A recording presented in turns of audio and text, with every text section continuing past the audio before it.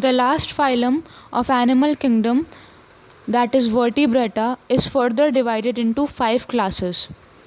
In this video, we will see those classes in detail.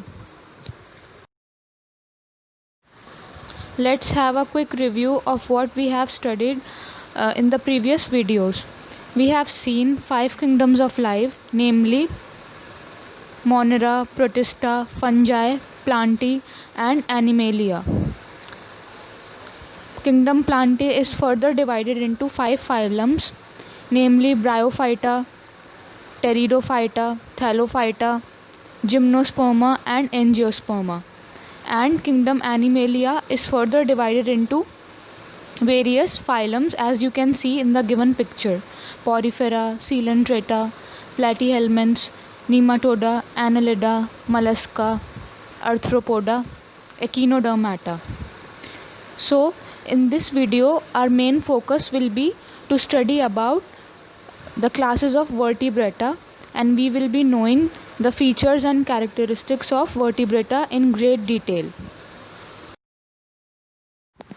But before those classes, let's see some of the characteristics of vertebrates that are common in all the organisms belonging to those classes.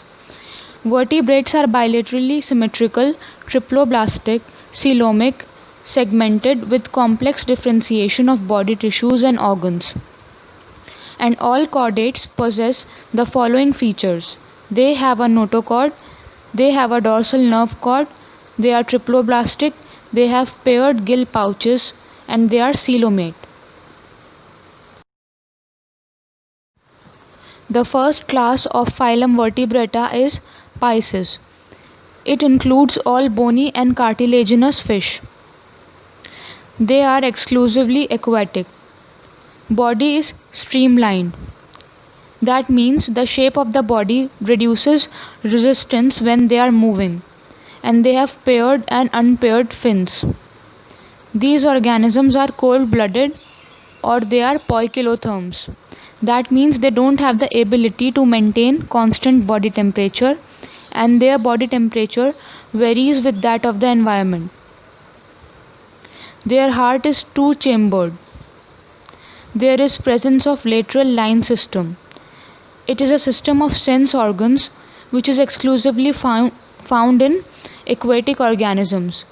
It helps in the detection of movement and vibration. Examples of this class are sharks, rays, rohu, green carp, etc. The second class of phylum Vertebrata is Amphibia. Amphibians live both on land and in water, and they are oviparous. That means they lay eggs. Respiration is through gills in the larval stage and through lungs in adults.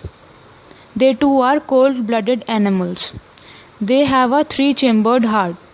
Examples are frogs, toads, salamander, etc.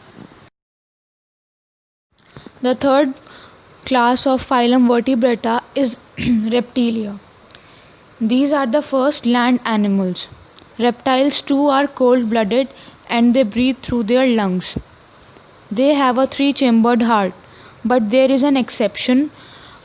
Crocodile has a four-chambered heart. They too lay eggs, hence they are called oviparous, and their eggs are covered with tough coverings. Their body is covered with scales, scutes or hard plates. Examples are snakes, crocodiles, turtles, lizards, etc. The fourth class of phylum Vertebrata is Aves. All birds belong to this class. They are warm-blooded animals.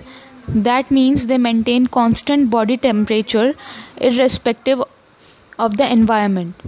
They have a four-chambered heart and they breathe through their lungs. They have their four limbs modified into wings which help them in flight. Their jaws are modified into beaks.